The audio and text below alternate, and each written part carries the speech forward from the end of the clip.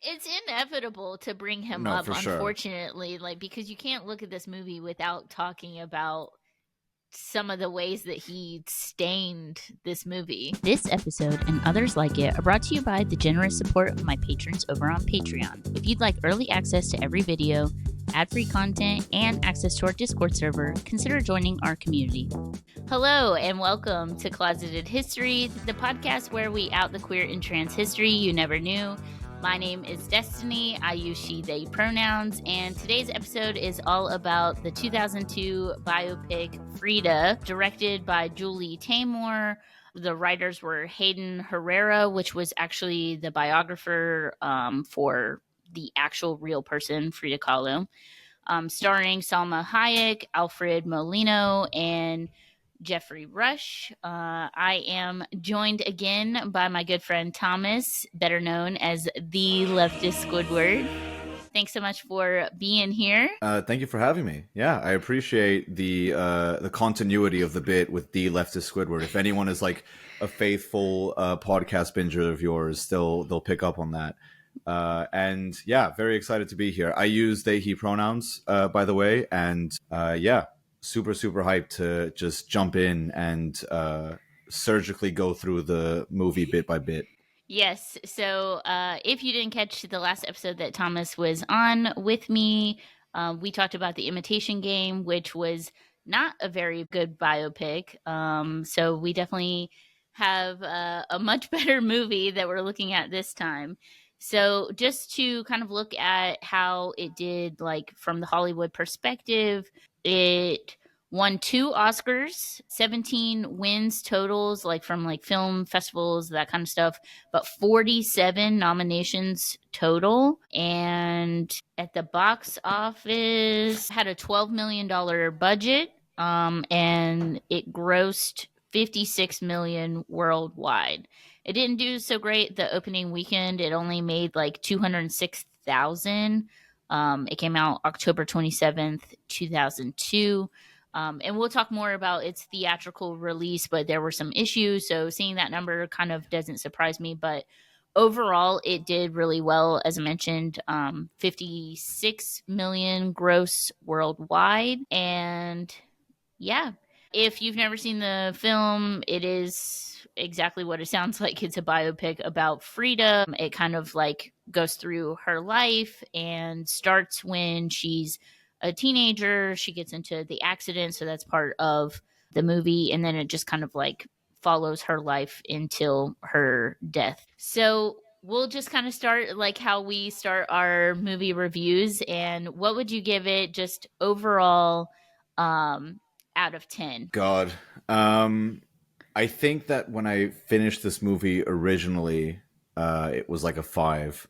I was not like super impressed by it, but having read the history of it and the constraints that the people that were actually passionate about making this movie had set against them, I would definitely kind of bump it up to a 6 or a 7. I feel a lot more sympathetic towards the movie now, knowing everything I know. What about you? Yeah. I don't know. I feel like I liked it more than you did, I guess, because, you know, the last film that we watched together was The Imitation Game. And that, I guess, just comparatively, like, just a very, very stark contrast. I mean, I've seen several biopics, and I feel like they kind of do that Hollywood thing where, you know, they're just dramatizing a story. But I feel like that wasn't really as present in this one. That, like, it took real moments from her life and just retold them instead of like dramatizing it. So, without getting like too much into it, I guess I would say probably like a 7 without looking at like the history and any of the behind the scenes stuff. And then with looking at it, I think more like an 8.5. Frida is also one of my heroes. So I did an episode on her very early in the podcast. And after doing that episode, she just became kind of like a special interest of mine. I had always really appreciated her work, like her art.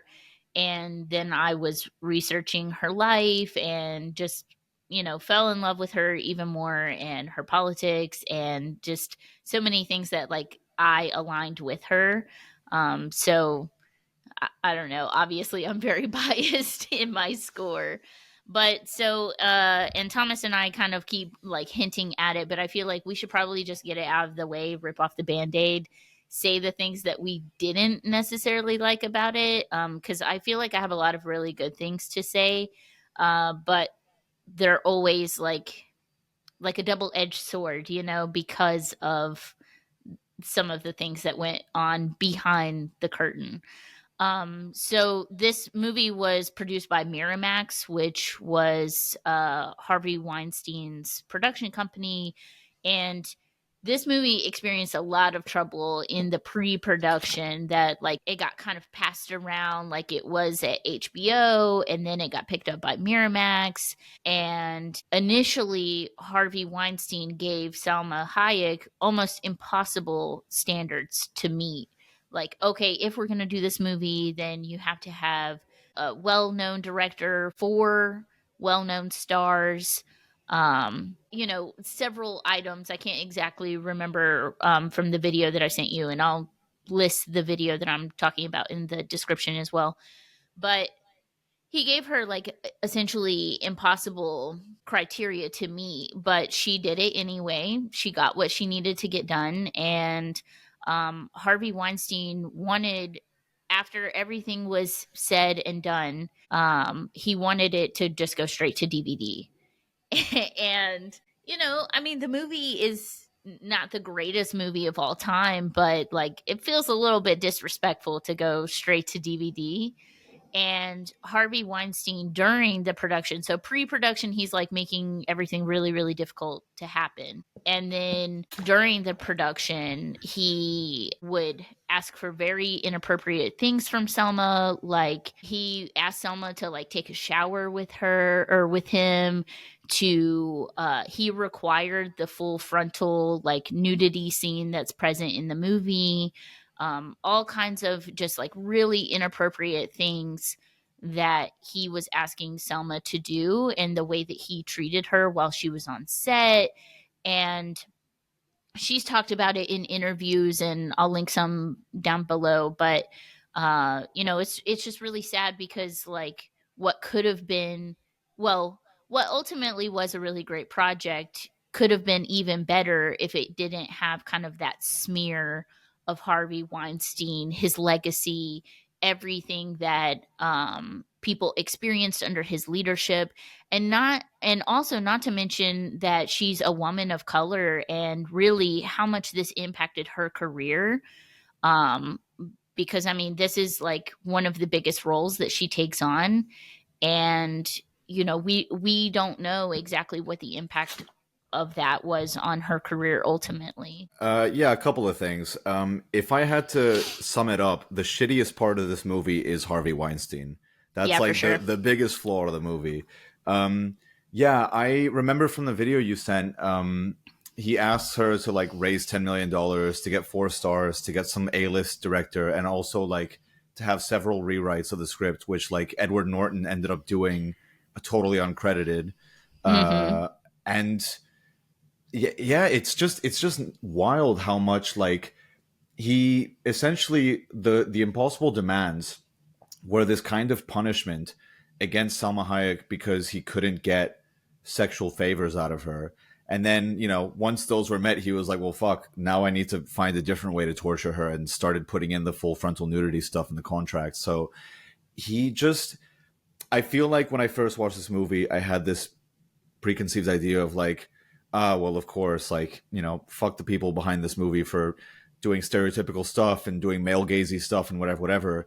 And then the more I read about it, the more it's like there were clearly 2 camps of people making this movie. The ones that were really passionate about telling the story of a queer Mexican woman who is like half European, half Indigenous, and who, did a lot of things with regards to like her Indigenous identity, her sort of leanings as a socialist, Mm-hmm. her sort of identity as a queer person. And then there's the other camp of people that were like, oh, hot tamale Mexican woman, and also like let's exploit that for as much as possible, and let's get as many shots of boobs and as many lines about tortilla wraps as we can.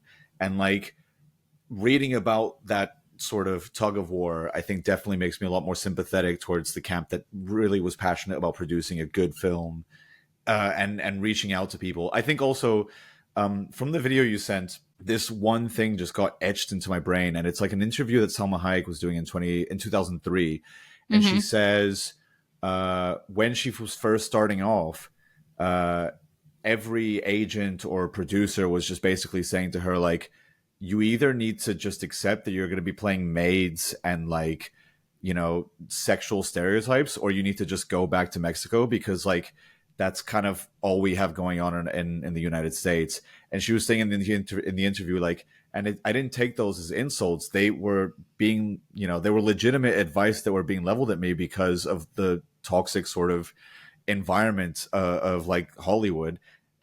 So she took that not only as like genuine advice, but then she took that as like a challenge and as inspiration for her to break through all those expectations. And I feel like Frida was very much a movie for her to, to finally be like, no, Mexican women and people of color, and also like just Latino people in general, can have a place in Hollywood that doesn't include them just, being the stereotype, being like, fat and lazy, or being addicted to drugs. Like that, there's more to us, and there's more to us in Hollywood. And I think it's really unfortunate because she was battling that battle with like one of the worst people in the fucking industry at the same time. But Yeah. props to Salma Hayek. Yeah, for real. Well, and now that like we're talking about it, I feel like Salma's exploitation kind of like speaks to Frida's exploitation also, that like now Frida's image is everywhere, like I feel like she really would be just so disappointed in how capitalistic her image has become, because that is completely, the opposite of how she stood and believed as a person. And in that same regard, Selma also, her body is being exploited and her image. And, in order to get this movie, that she had to do a full frontal nude scene and with a girl.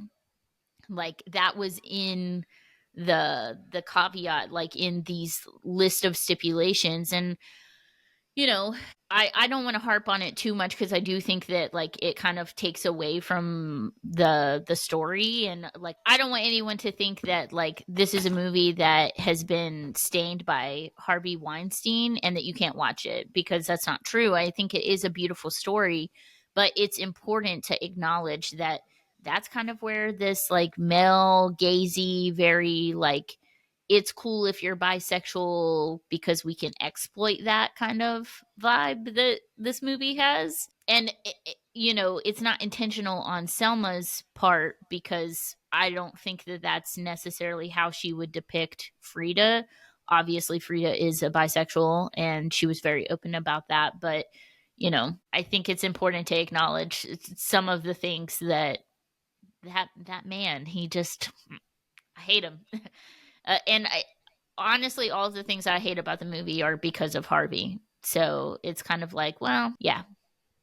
Any other final thoughts about Harvey before we leave him in the trash where he belongs? Yeah, I think that ultimately Harvey Weinstein movies in general, this is something that I talk about with my partner quite a lot. I used to be very, very unsympathetic to Marvel movies, and I promise this is going somewhere that's relevant. There was this like sort of indifference that I had because of just the fact that Marvel movies often follow like a formula that I'm not quite a big fan of, and they cost so much more than most movies, and yet they end up looking like a little bit uglier than most movies. There's just a lot of issues with them, and also like what they represent in terms of Disney and the monopoly that it holds over like the entire film industry, and how many opportunities that's like taken away from independent filmmakers that want to be doing their own thing. But my partner's whole thing was always that regardless of the people we might not like in a movie that's being made, it's still giving so many opportunities to people that otherwise would not get to be in a movie, or people that otherwise would not get to work in a movie. And those people, you know, are passionate about that movie and working really hard for to make something beautiful. And Harvey Weinstein, despite the fact that he has stained so many amazing films throughout history, the films are still amazing and had genuinely lovely people that were passionate about making something in the background. It's just that unfortunately he was the guy with the big bucks. My name on Letterboxd is #1 Spy Kids fan. And truly the worst part about Spy Kids is every time it ends and the first thing in the credits is, you know, Harvey Weinstein. So it's a tough one, and it's something that you kind of have to learn to accept, that almost every industry has its fucking villains that, you know, have a hand in almost everything. And that is the nature of capitalism, right? It's an inescapable thing where profit is prioritized over any kind of ethics and any kind of standards for people's safety and livelihood. So yeah, overall, I definitely think that Frida is a good movie. I would put it in the good camp, as opposed to when I was like first watching it. And I'm a lot more sympathetic to all the good bits of it, because I feel like those bits probably came from a place that had a lot of love and a lot of respect in it. Yeah, and Salma even said, like, in interviews that, like, Frida was her hero too. And so, you know, she wanted to make this movie, and I think it came from a place of love, and that her intent, at least for me in these circumstances, definitely supersede his. But okay, so he's in the trash where he belongs. So let's get to the good stuff. Fuck that dude. So let's just start like kind of from the top a little bit. It was, you know, I was interested that she started Frida's life like when she was a teenager. I mean, I know that, like, obviously, of course, it's a biopic, you can't fit everything, but Frida got polio whenever she was like 8 or 9, and that wasn't included. Obviously, the accident was a huge, like, debilitating part of her life, but she was disabled before that happened. So I wasn't too happy that that wasn't included, but I'm glad that she did at least include the accident and not just like, oh yeah, that happened. No, for sure. I found it really strange that they didn't include the polio, because they then kind of included it, but they didn't give context to it, and it was a really confusing bit in the movie for me. So, first of all, when I found out that she got polio and it created it left her with a permanent limp that she was going to have for the rest of her life, I found that so weird to read, because the movie starts off with her as this excited teenager that is literally running back and forth all over like Mexico City, and I'm like, what the hell's going on? Like, who decided to okay this? But the other thing is that there's a bit in the movie where she's talking to Trotsky, and he asks about her disabilities, and she says, the worst part of it all is my leg. And like, I don't remember exactly what she says in that scene, but I just remember thinking, like, that's really weird. I thought that it was just her back. Like, I don't remember there being anything to do with her leg. What's all this? And it all comes from a huge bit of context that the movie just went like, this isn't important enough to address. I think we need to just skip forward to the teenage years. And I think that this comes to one of the biggest issues I have with the movie. The fact that, like, so much of the movie is about Diego Rivera instead of Frida Kahlo. The starting point of the movie proper, once we're done with the whole weird bit of starting at the end, the earliest bit of her life that we get is her like sort of stalking Diego Rivera at her school when she's 15. So it's like, from the very beginning, Frida's story, according to the filmmakers, is like only relevant once she finally meets Diego Rivera, because that is the first thing we really get of her life at her earliest point of her life. And it's frustrating, you know, because that's, like you said, it doesn't talk about her disability, which becomes a huge part of her art, in terms of like the limp that she gets from her polio. It doesn't talk about the art that she was doing before meeting Rivera. It kind of just goes straight into like, yes, she was an artist because she was also truly inspired by a man, and it's the man that was able to guide her art, as you know, in terms of the film language and what the film is saying to us. Found that all really weird. And also, I don't know. Well, I think like unfortunately that is kind of like the trajectory of her life, is that like she wasn't really seen as a relevant artist until she was with Diego. And I mean, of course that's not fair and it's not true because she's her own person, but that is kind of like the path that her life followed, because she became well known through Diego. Like many of her works of art um, didn't really become like famous until like second wave feminism through like the late 70s and early 80s.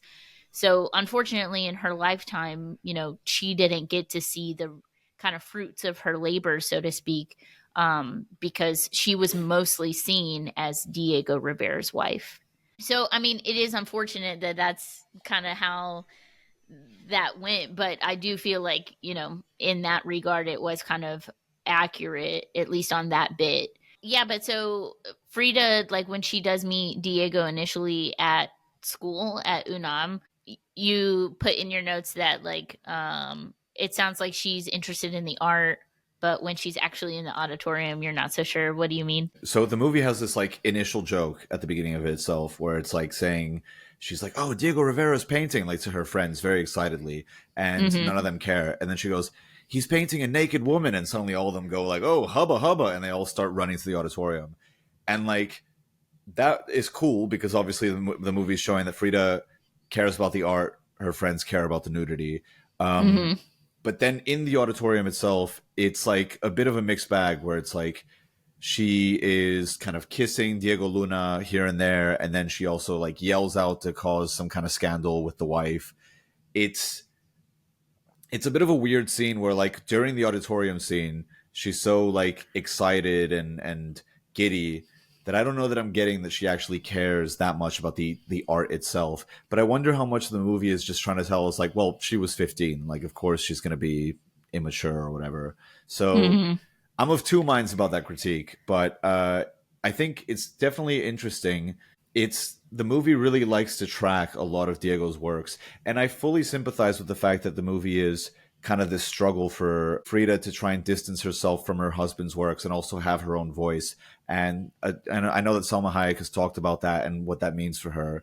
But I kind of wish that if the movie had truly been faithful to that idea of Frida's struggle of separating herself from her husband, that we would have gotten more about what her art meant or what her art symbolized or the impact of her art.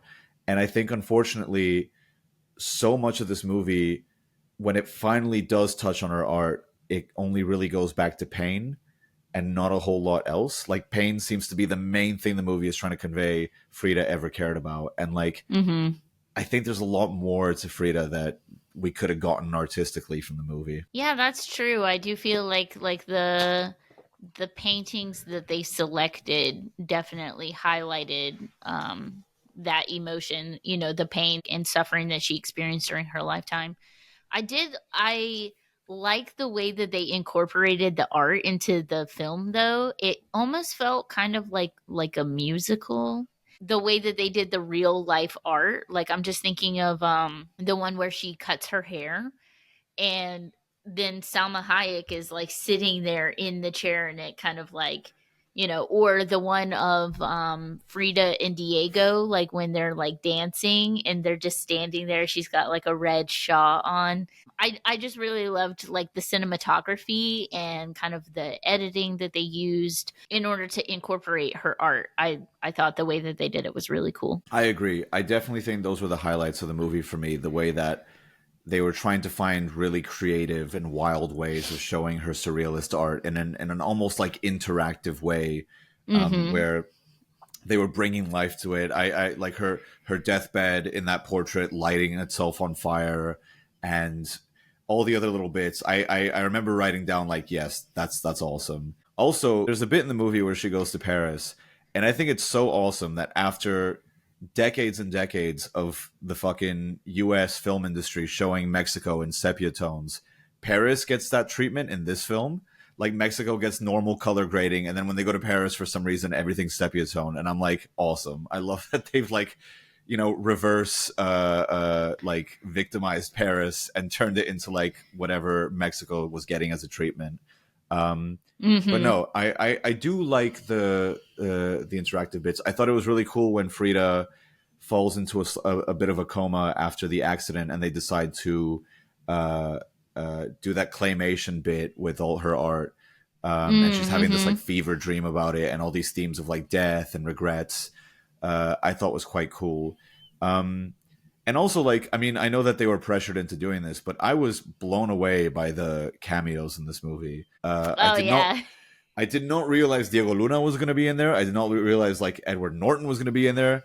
I don't know if I agree with Jeffrey Rush as the choice for Trotsky, to be completely honest, but that's just me. Yeah, I feel like they did really good with her dad. Like, that actor looked spot on, like just like Guillermo. It was weird. And Alfred Molina, he's almost like too attractive to be Diego. Yeah, like, for sure.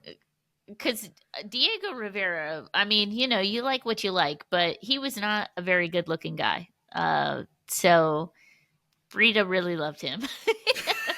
But yeah, and then Antonio Banderas, I saw in your notes that it's funny, he's in a movie about Mexico and about a Mexican artist. And actually, so him and Salma Hayek had worked together before, I think on El Desperado, or like one of the other films that she had been in like earlier in her career.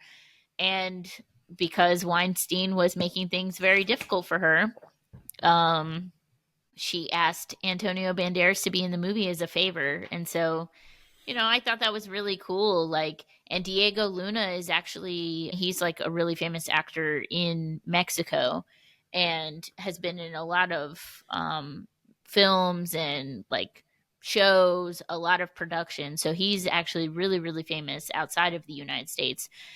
So I just thought it was really cool that everybody was like, 100% willing to do what they needed to do to make the movie happen. And, everybody just kind of came together the way that they needed to make the film as good as they could have. Another critique that I had of the movie was that even though Frida was a very open communist, she wasn't very communist in this movie. Like, I feel like the political things that were happening around her, and she wasn't so much involved with them as like Frida the person would have been.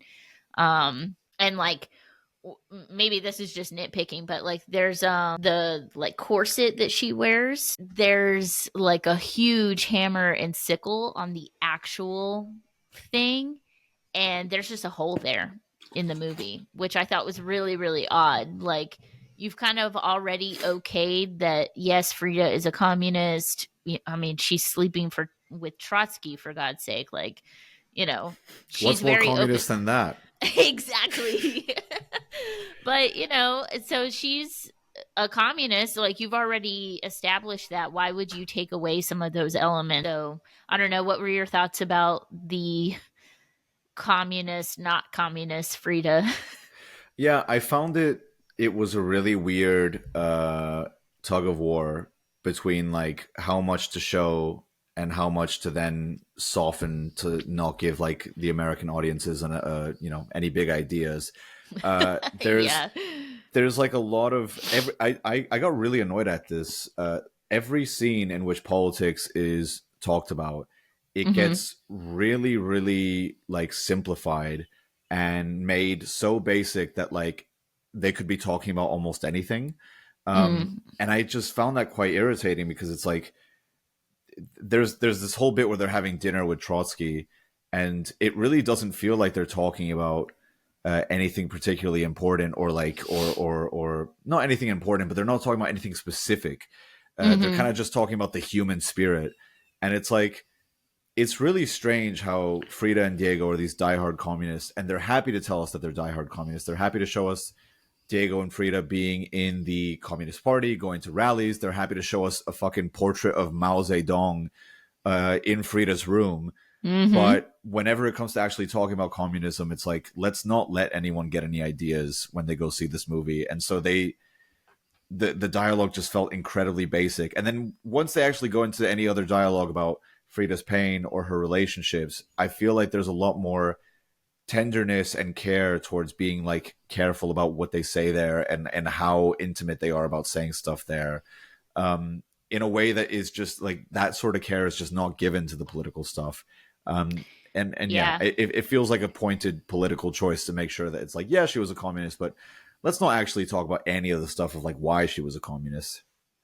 Yeah, and I'd even argue that, like, in the movie, it seems like there are communists around her, but not necessarily that that's how she aligns herself. Which, I mean, like, I feel bad critiquing the movie because, like, again, I know that, like, this is being put on by Miramax, which we already talked about why that's an issue. And then it is an American film. So, I think that it's very naive to expect a film to be pro communist coming out of the United States.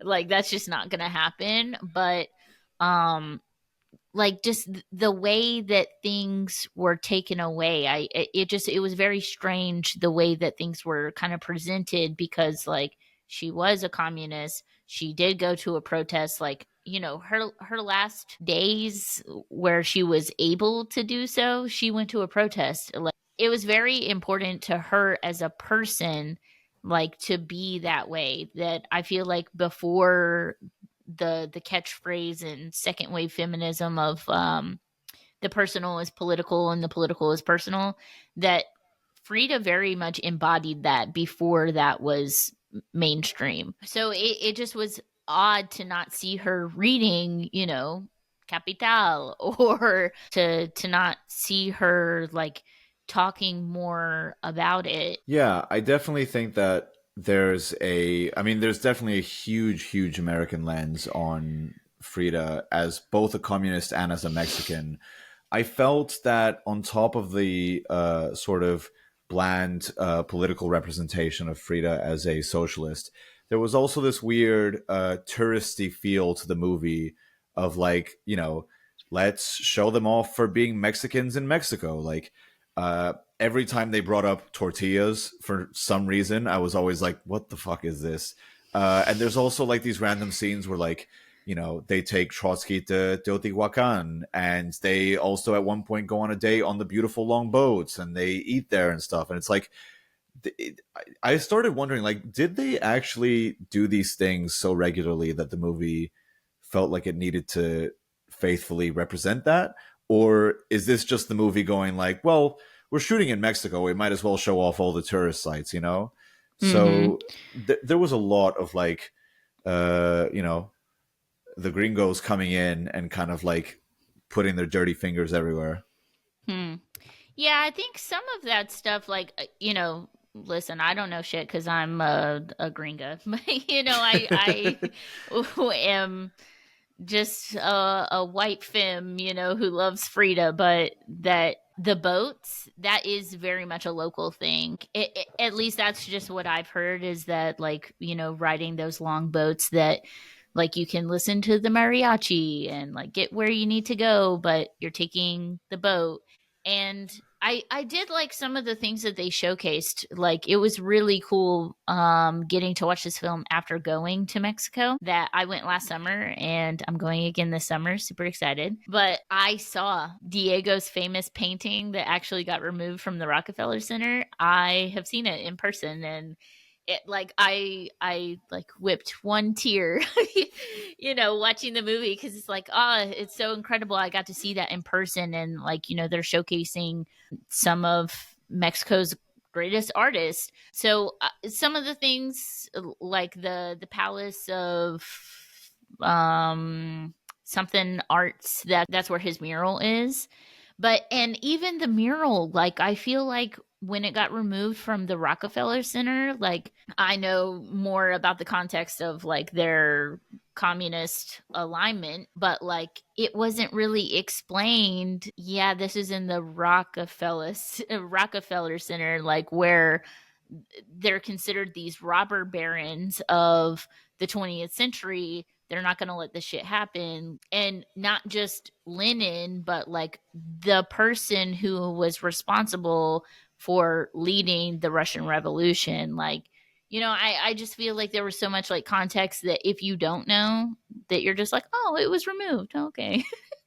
But, you know, so much of that was missing. There were some things that I really love that they included, like when they're downtown, there are these accordions that you can hear.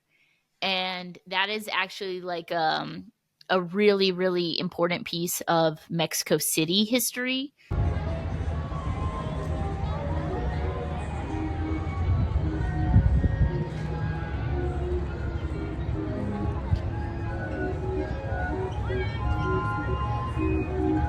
That like the people playing the accordions, it's been like a state funded thing, and that they're like trying to keep that as a part of Mexican City or Mexico City's history. So I love that they included that, because I mean, you know, that's where she's from, and Coyoacan looked just like Coyoacan did whenever I went. It was beautiful. Oh, the tortilla thing. I did want to say that she did say, like, in a comment one time, that she would rather sell tortillas than listen to these bitches in Paris. And like that was real. She did actually say that. But in the movie, she's writing Diego, and in real life, she's actually writing her lover. And she was complaining about these bitches in Paris, that they were very like full of themselves. And even that in the movie, that wasn't explained, like, because she went like as an artist to be considered like through the surrealist movement, and she was very adamant about like, nah dude, that's not me, I'm not a surrealist, I literally draw what is like real, what's happening. And she has a famous quote, it's like, I never painted my dreams, I only painted my reality. And so she hated that, you know, the surrealists saw her that way, and that wasn't touched on as much as I feel like it could have been touched on too. But you know, ultimately, I know that like I'm a huge Frida fan, so no matter what the adaptation is going to be, that probably I'll be disappointed, because I know like way too much about her. No, for But sure. that's just sorry, me. go on.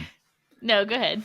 I definitely think that the Paris and the American scenes had probably more pointed bourgeois critiques that Frida was trying to make, that the movie was like, let's just make it more of like a personal, she doesn't like the flashiness or whatever else.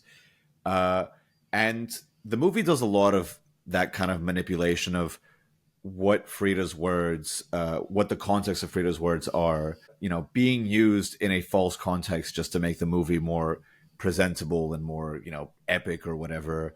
I remember seeing, there's a scene where Frida finding out that Diego has, oh, are we like doing spoilers, by the way? Oh yeah, I mean, if you're this far. Yeah. If you listen, if you've listened this far and you haven't seen the movie, what the fuck are you? No, I'm kidding. But so at one point, Frida finds out that Diego is like sleeping with her sister, and you know she's, which by the way, he actually sleeps happens with her sister. Yeah, that does actually happen. She is like, you know, obviously having like a sort of breakdown about this, and rightfully so. And at one point, she like finally stops, like sort of yelling, and she just looks him in the eyes and she says, you know, I've had two major incidents happen in my life: the trolley and you by far have been the worst. And that was actually used. That was used from a diary entry of hers, where she says, where she's talking about Diego in the third person. I don't think that she meant for Diego to like ever read that, but it's one of those things where whoever was making the movie was like, this is a really good opportunity for like an epic face off between Frida and Diego, you know? And you know, whatever. If like it's not the biggest crime that a biopic has ever done, but it was probably the coldest line of the whole film. And it speaks to the fact that so much of Frida's life, like you said, was this major struggle of not only trying to separate her art from Diego's achievements, but also constantly being tormented by this man who had so much more power than her. And I don't know that dynamic is is faithfully portrayed in the movie. I don't think that we get enough of the fact that like, hey, this was a really powerful, really famous individual that kind of like, because of his standing in society and because of his reputation, was kind of able to constantly get away with being a disgustingly awful husband and partner and like coworker. So it was tough. I don't know. I think that like, again, this isn't something that I would blame our angel Salma Hayek for, but Of course. it's definitely something that like, alongside the male gazy stuff, alongside the lack of nuance in Frida's other works, it is something that I keep seeing from like the American producers like having their hand in this film, which was really unfortunate. Yeah, I like what you said, that like it doesn't really leave room for that nuance that is absolutely necessary when examining someone's life, especially through a biopic. You know, of course, our angel Salma, we're not blaming her, but it is disappointing that like the parts and the opportunities that they had to kind of touch on her ideology, how she felt about the United States, about imperialism, and even how that impacted her life in Mexico. Because, you also have to remember that this is during a time like she literally changed her birthday because she was born in 1910. But she changed her birthday to be 1907 so that she could be considered a daughter of the revolution. So, from her like being born, she is a revolutionary, and I feel like this became a very muddied version of that. I did want to also touch on, you said the male gazy kind of vibe. Yeah, off the jump, I was really surprised how much nudity was in this movie. Which, go off. Being nude, there's no problem with. We all have bodies, but it felt like very like Game of Thrones, but a biopic about Frida. And as a bisexual girly, in the 2000s, it was fine for you to be a bisexual if I could like watch you like make out with somebody. Like, it was very much for like sexual exploitation instead of just like being accepting of who people are. And so this movie kind of seems like that also. Yeah, no, I agree. It's so annoying because I don't want to bring up Harvey Weinstein again, but it's like, It's for it's inevitable to bring him no, up, for sure. unfortunately, like because you can't look at this movie without talking about some of the ways that he stained this movie. It's annoying because like, with the sort of standards that he put, where he wanted a full frontal scene with Frida and another woman, for better or Mm-hmm. worse, Weinstein, being like a disgusting pervert, pressured the film into becoming essentially a film about a queer communist Mexican artist who has a full frontal sex scene with another woman. So it's like, Mm-hmm. there's a lot of like critiques of films, especially in this day and age, where it's like, oh yeah, you're like, major motion pictures are willing to say that they have queer characters, but they won't even show them kissing. And then you go back to 2002 and you have this like extremely confrontational film that's like, no, she was queer.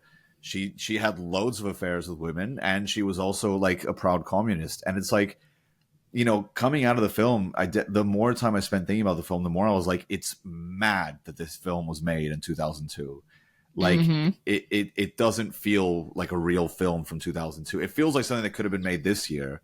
But yeah, I don't know. I disagree. I don't think that it could have been made now, because I think that like now people are almost not wanting to do sex scenes. There's very much like I don't know if you saw the character of You. Tim Badgley was like, "Yeah, no, I'm not doing sex scenes anymore." And that has become a very common sentiment in Hollywood, and like there's nothing wrong with it, sex is natural, and should it be included in film? Yeah, sure, if people want it to be, but if on the other end, if people don't want to do that, then we shouldn't force them to just for the sake of the film either.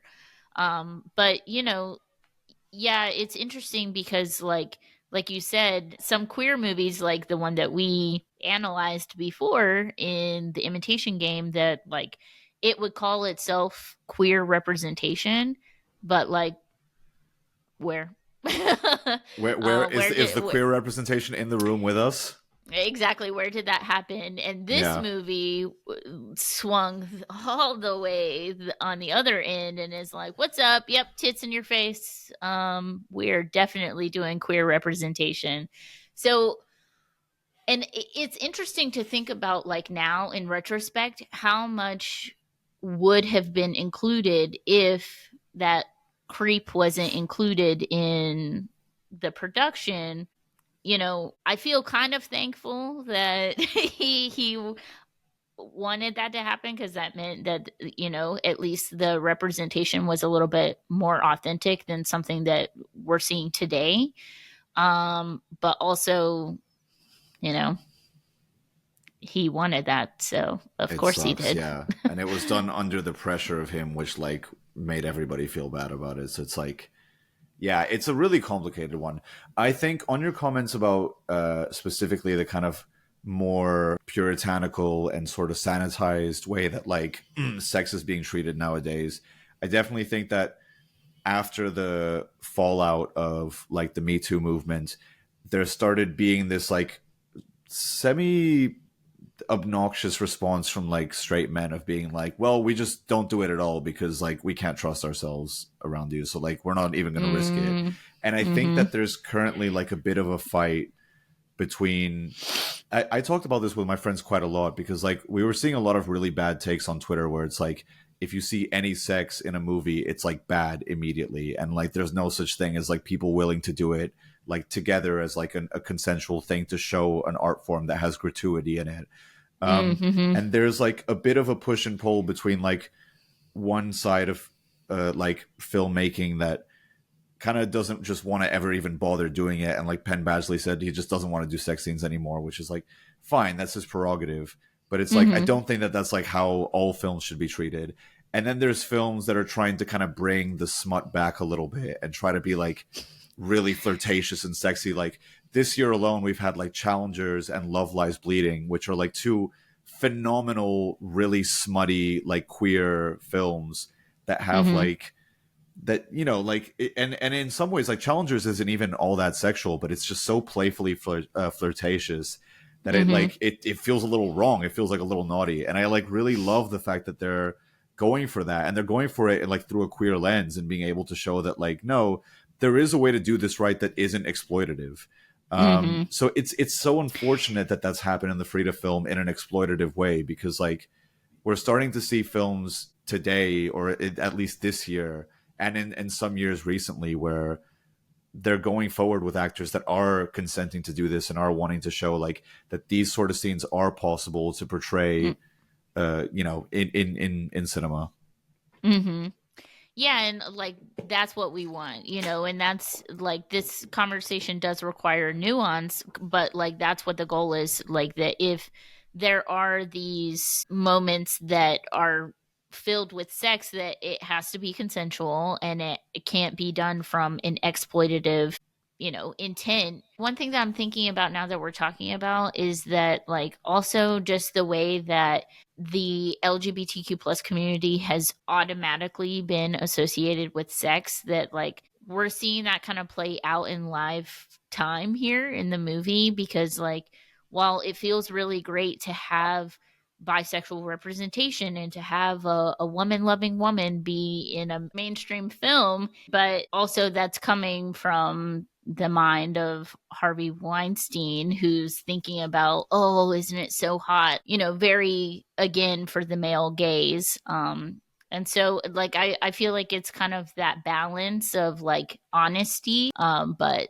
again, not from like an exploitive way. Because yeah, queer people have sex, but like that's not all that we are, you know? I definitely think that this kind of goes back a little bit to something we were talking about during our review of The Imitation Game, where like, you know, you have the early 2000s and you have a movie like Frida where they're like, well, if we're gonna have a bi woman, then let's just like really exploit that for what it's worth and have her just be sexual throughout. Um, Mm-hmm. and then you have a film that thinks it's doing right by queer people, like The Imitation Game, but isn't.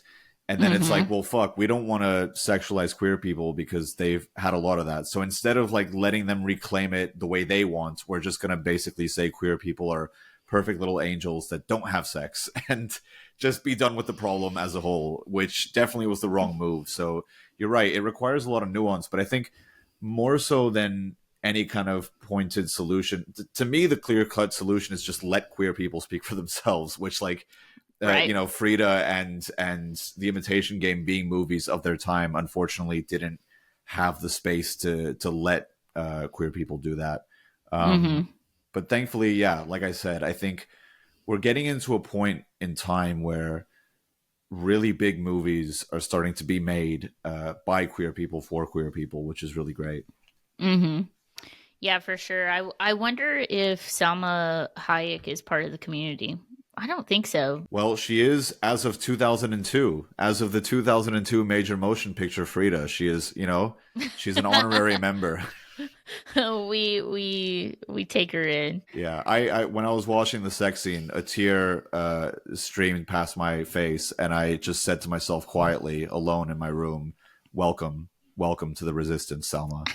Oh my god. Well, one thing that we haven't talked about, which another conversation for Nuance, were they poly? Because you could consider what they were doing like ethical non-monogamy, because it seemed like they were both well aware that the other person was sleeping with other people. So I guess maybe for the drama of like being, against Diego because he hurt Frida, like for the movie, but like, she was having affairs with other people, like I mentioned, her photographer, and she had many affairs with women. At the same time as being with Diego. So, I feel like the movie very much like touched on his infidelity and kind of pitched it that way, but I just wonder what the reality of that is. You know what I mean? Yeah, I think that the movie clumsily goes through the idea of their non-monogamous relationship because there's a lot that the movie doesn't bother explaining or clarifying properly. They have a whole Mhm. conversation where Diego's like, "Look, I'm not going to be faithful throughout our relationship. Are you okay with that?" And then she goes, "I'm so fine with that." And then like 10 minutes later she's screaming and yelling at him and saying, how could you sleep with someone else? And it's like, I wonder how much of that jealousy stuff was put in by the filmmakers just to add some kind of heightened drama.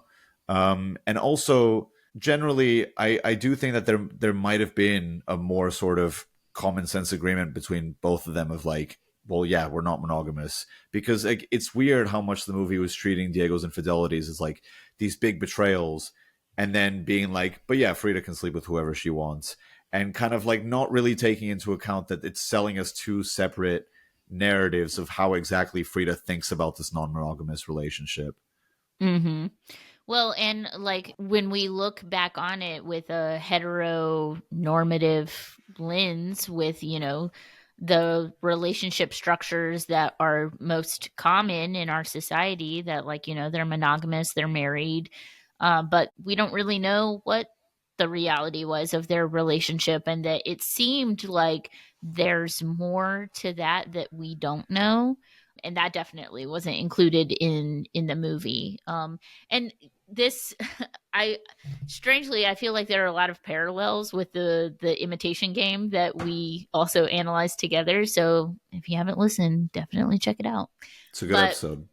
it is a wonderful episode. But in that critique, we were talking about how like they kind of want queer people to fit into this mold of like queer people just have one love and one great love. And while Frida does describe Diego as her one great love, it doesn't mean that there wasn't room for other kinds of love or other love in her life. And So, just kind of like shoving queer people into this like monogamous box that a lot of queer folks aren't monogamous. And it seemed like Diego and Frida were also non monogamous. Yeah, for sure. I do wonder what a biopic of Frida Kahlo would look like, today.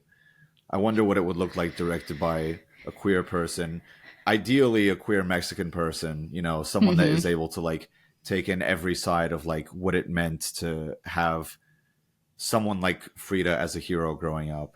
But for now, a movie like this will do because it definitely, for better or worse, was very, very like it was very explicit about what it was in a way that movies of its time, especially if we think about like Imitation Game, which came out 12 years later, were just not doing. It was so bad. Yeah, it was. It was so bad. It was not good. Yeah, I feel like we've done a whole lot of kind of complaining here, but I do think that the movie is really great. In the beginning I gave it what, a 7, and then knowing what we know about it, maybe like an 8.5. Because I think for it to be a biopic, it does a pretty good job, even though I'm a nerd and I know way too much about Frida, that it does say who she is. Does it always follow through with that? No, not necessarily, but from the film, just very surface level, we are able to grasp that she's a communist. We know that she's very proud of her Mexican identity.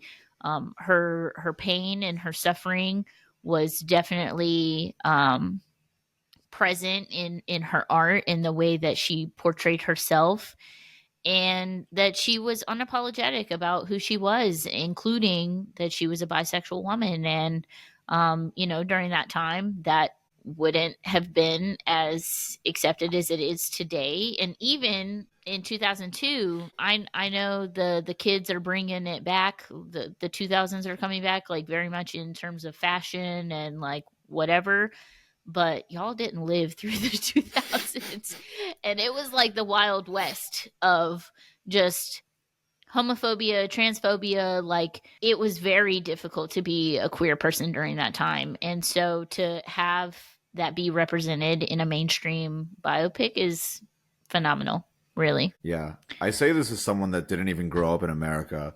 Post 9/11 was this absolutely wild time where any kind of bigotry was embraced in this idea of like, well, if you're as nationalist as possible and you're as tribalistic as possible, that's good because look at what they did to us, Mm-hmm. And it's weird because it definitely heightened Islamophobia to a wild extent. But I think that also bled into so many other forms of bigotry that like I think so much about like how comedy in particular in the early aughts was just all about being horrible and mean in ways that like weren't like existed in previous decades but weren't like the main attraction of the comedy, and it really cheapened that era to become like a pretty shitty time in human history. Yeah, I mean, you can't watch anything from like early 2000s without hearing the F slur or the R slur. Going off of what you said, that like it was definitely a time where ignorance was rampant, and like the way that that came out in media is interesting to think about now. So it makes it even more revolutionary, even more important, and even more of a better movie, I would argue, because of its timing and because of how it portrayed Frida in 2002. I think it was good. It was good. Let's you want to touch on some of the like historical accuracies? Yeah, absolutely. I think that, with regards to the film, historically, like you said before, it was a pretty overall accurate representation. Like there's bits and pieces that they change around, but not enough where it feels like anything disingenuous is happening, other than maybe Mm-hmm. like they could have talked about the polio and the fact that she had disabilities before the trolley accident. The trolley accident really feels like Hollywood doing its thing and dramatizing it so much that they they needed to have that be more important than like any other disability she might have had before. There is a lack of like sort of detailed representation of like what her art was about.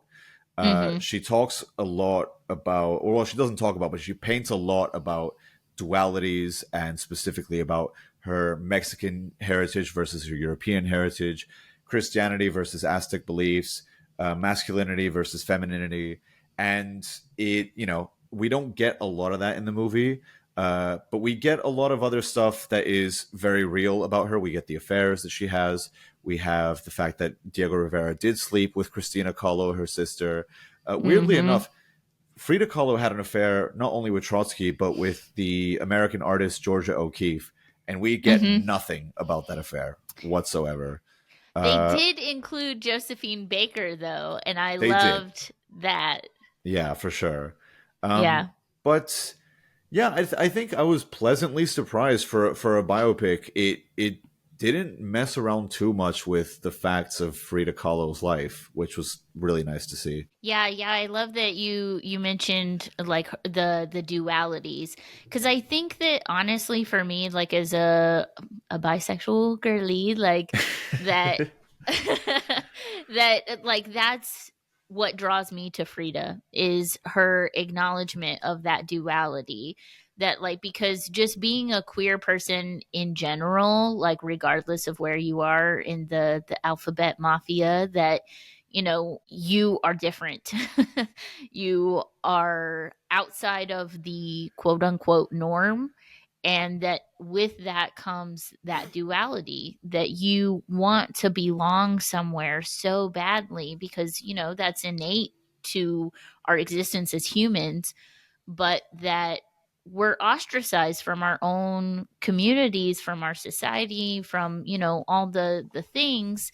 And just seeing someone who embraces that duality so beautifully, and the way that she articulates that in her work, that's really what draws me to Frida. On the duality thing, I just want to make a quick point because I wanted to acknowledge this in the podcast just as a point of like, I'm aware that this thing exists.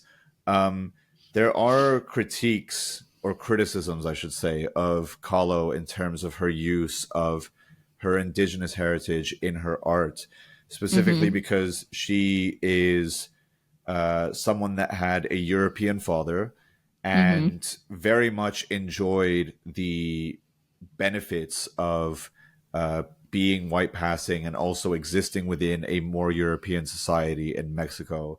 And a lot of the And she criticisms was are affluent. she was, yeah, she absolutely was Yeah. affluent. And there's criticisms of like, well, how much of what she uses in terms of presenting herself as an indigenous person in her art is like either appropriated or getting overblown for the sake of being able to show this image of her being different. But Mm-hmm. as someone that has, I mean, I'm Brazilian and I'm white, and like I'm the only sort of connection I have with Frida really is that I'm Jewish and I'm bisexual. I'm a Yes. bisexual girly as well.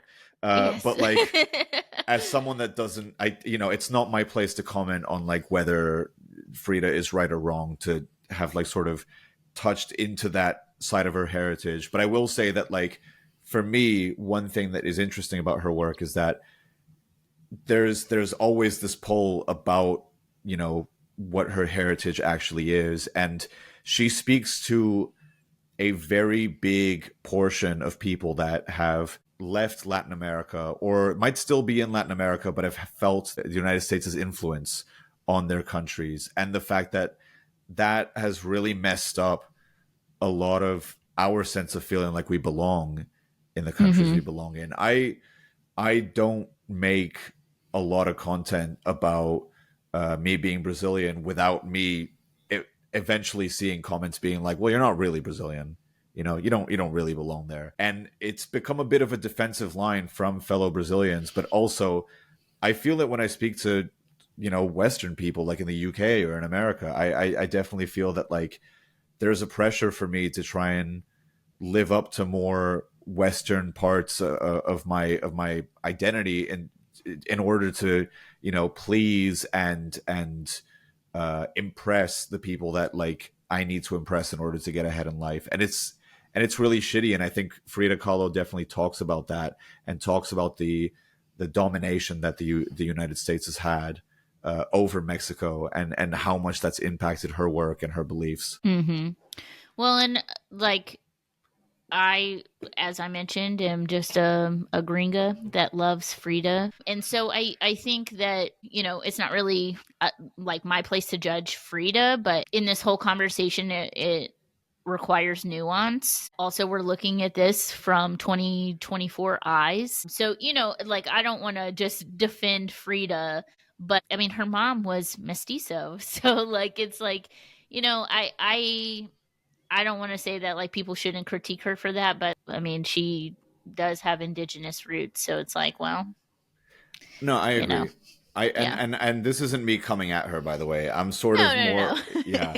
I definitely think that there's like a lot of validity to the work that she was doing, specifically where, regardless of whatever stuff is being criticized about her, a lot of her work does talk about the pressure that is felt by her of like presenting as more European, or Mm-hmm. letting go of the Mexican roots, specifically because of imperialism and colonialism. So there's a lot of like really valid takes that come from her paintings about the difficulty of actually holding on to indigenous roots.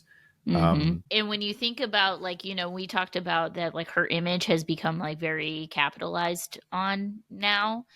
And like when you look up Frida, the images that will come up will probably not always just be her. Like the unibrow has been plucked, that her skin is much more white than what she actually was. So also her image has been changed to fit into something that is more acceptable. And unfortunately, she's not alive, so she doesn't have any say on how people have capitalized on her image as well. I wanted to quickly say, if anyone is interested in watching recent media that talks about and investigates white liberal attitudes towards indigenous and Mexican people, I cannot recommend The Curse enough.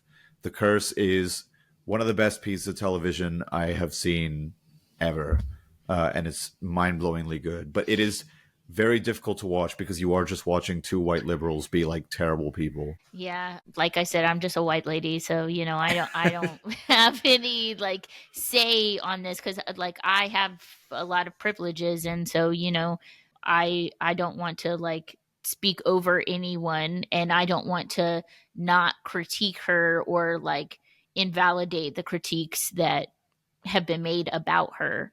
But again, like every conversation has to have nuance, and I think that like we can't look back on any historical figure without being critical of some of their actions. I mean, I'm sure she was a wonderful person and I love her, and I again know too much about her, but that like it doesn't mean that she shouldn't be critiqued or looked at objectively as well. For sure. Okay. Well, this feels like a good stopping place, and we've been talking for like an hour and a half. So, um, well, thank you so much for joining me. If you haven't checked out Frida, be sure to do so. It's available. I think I watched it on Amazon Prime. Definitely a good biopic. Again, I would give it like an 8 out of 10. Thomas, what about you? I think between a 6 and a 7. I'll say 7. Okay, Selma, don't listen to him, our sweet angel. Salma, please, I'm sorry.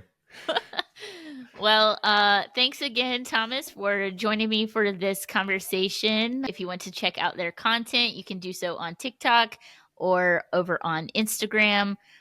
They are LeftistSquidward, and I'll leave all of the information in the description. And like Thomas and I mentioned, definitely check out The Imitation Game, probably the worst biopic I've ever seen.